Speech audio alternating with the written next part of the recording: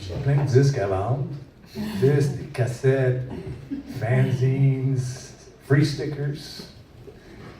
But one of the tapes, the only cassette, oh no, there's a couple of cassettes. Anyhow, years ago, just a couple of years ago, somebody reissued a cassette of a band, my first band, Terminal Sunglasses, in like 1984 or something. On avait sorti une cassette avec seulement 4 tunes là-dessus.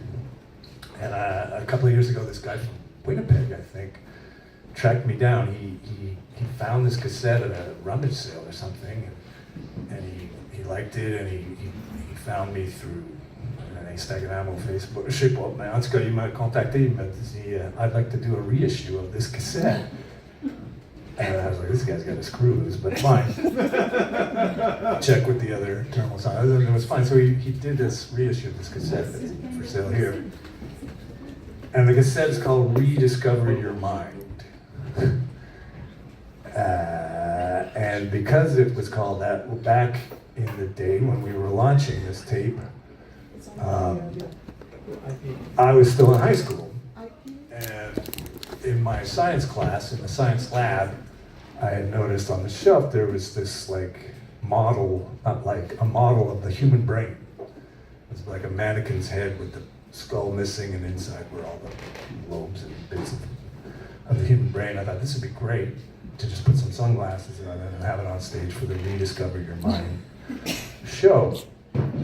Mais j'étais pas mal certain que si je demande permission, around ça, l'année, you know, like, yeah, take it to some punk rock dive bar, you know, where you're the kid, like, it's not even legal for me to be there. I don't think Madame Lecuyer had said, oh yeah, sure, take our tool of education and do that. So I realized I'm gonna have to figure out another way to borrow the brain. So what I did was, I purposefully forgot my textbook. You know, the science lab was all big, one long table, and there's a little nook for your books. I left one on purpose there, and at the end of the school day, I went back and asked the head of the science department, could you open the door for me, unlock the science lab? I forgot my textbook in there. I had my buddy Gino Beccarini's hockey duffel bag with me, so that I could shove the brain in there and fuck off. So I got it. I was like, okay, have a good weekend, and bye-bye. And I remember running into my other friend's, Graham's car, his mother's car. And Graham was a good driver, but he was a maniac. He drove super fast and all over the place. And I can remember opening up the double bag, and all the pieces of the brain had fallen out of the head. And I was trying to put this back together while he was having it. I remember saying, I'm going to throw up. Like, it was gross for some reason, the whole thing. But I got it all back together. And I was going to go to the gig, and I found sunglasses to put on this thing, and I had it on the amplifier. And the band had already started. That band had props on stage, so it wasn't that unusual. But another wrinkle on it is that there was a journalist, j'ai grandi à Dorval, et puis à l'époque, the West Island had a community newspaper called the News and Chronicle. Eventually, just the Chronicle. I used to call it the Crotchicle, because I'm hilarious. And he called me up and says, you know, somehow, good journalism, a good reporter, he found out that there was a kid from the West Island who was playing in this band that was going to be playing Le Cargo sur Saint-Denis. Puis il m'a appelé, puis il a dit, comme j'aimerais ça faire un article sur toi, c'est ton band, est-ce que ça serait correct si je fais un interview avec vous autres avant votre spectacle? J'étais comme, sure. Okay, put me and a photographer, me plus one, on the guest list. So great, we do our sound check, we have an interview with the guy, and we're doing the show. And at some point, there was one song that's on the cassette actually, Fear of People Who Look and Say, and I didn't have to play guitar for a good chunk of it. I was just singing, so I thought, oh, perfect, I'll go get the model of the human brain, and as I'm singing, I'll just kind of massage the brain or whatever.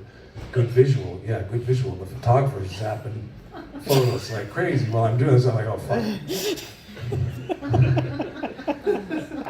So finish the show, and I'm too much, like, I'm 17 years old or whatever, and I can't ask the guy, like, could you not, run that photo, because I'm going to be in deep shit at school. I was too shy, I was just hoping that this will blow over. I go back to school on Monday, I get there early, and I put the brain in front of the science lab, and skedaddle. And I had heard something about, like, there was, like, kids that were playing with it, or what, like, from a lower grade, doesn't matter.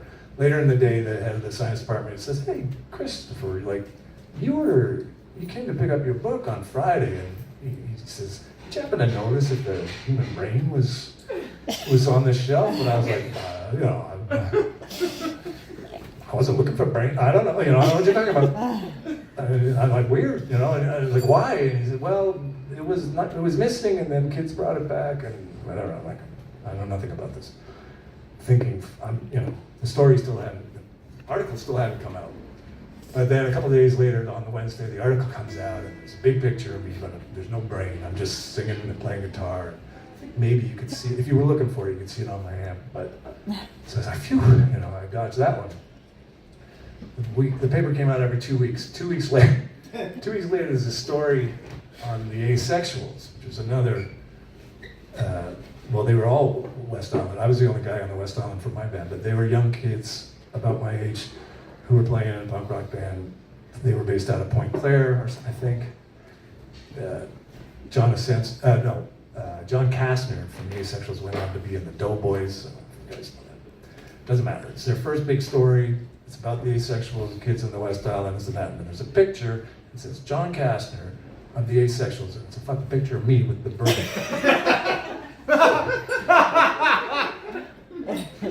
I'm like, oh my God. And I was ready to deny. I was like, look, it's not me. It says, John Kastner. And I don't know, like, it was he probably, I don't know if they didn't see it or if he just let it blow over or whatever, but. So yeah, you want to buy that cassette? It's got a lot of history. All right, I got no more stories, but I got 2 more songs.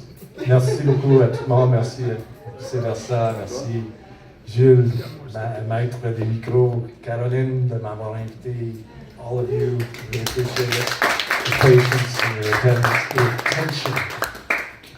And here we go.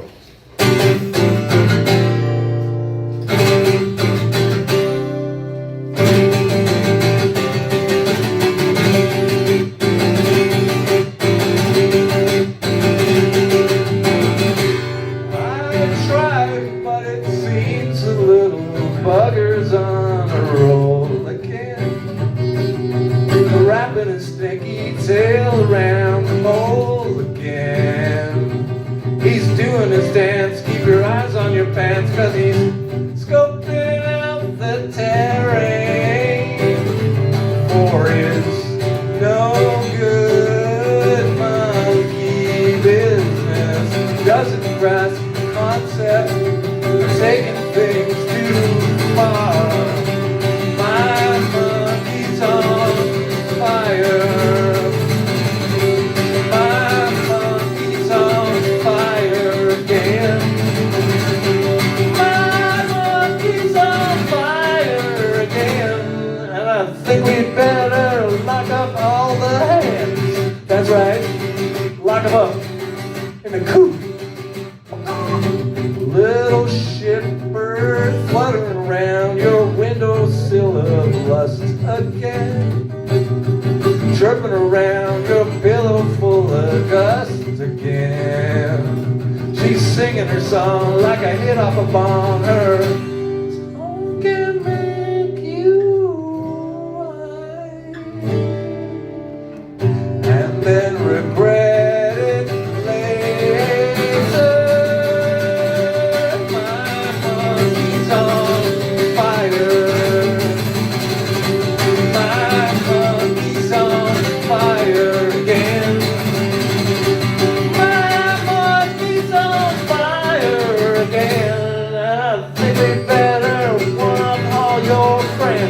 That's right, one of them, each and every one.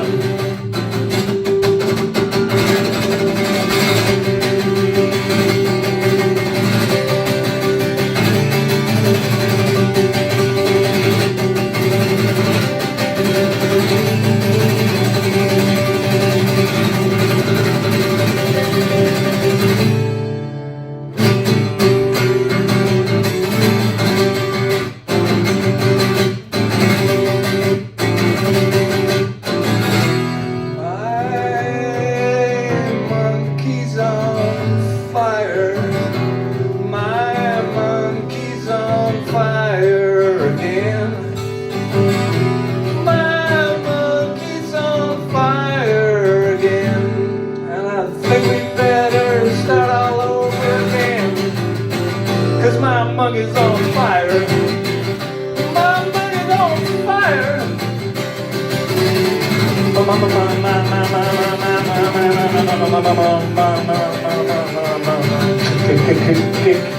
Is on.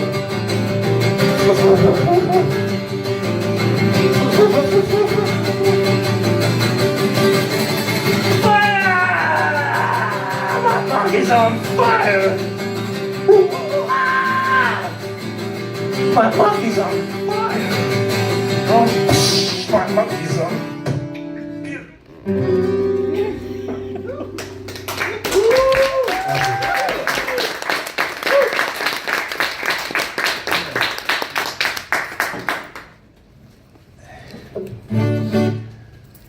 Appropriately, this one is called the Goodbye Song.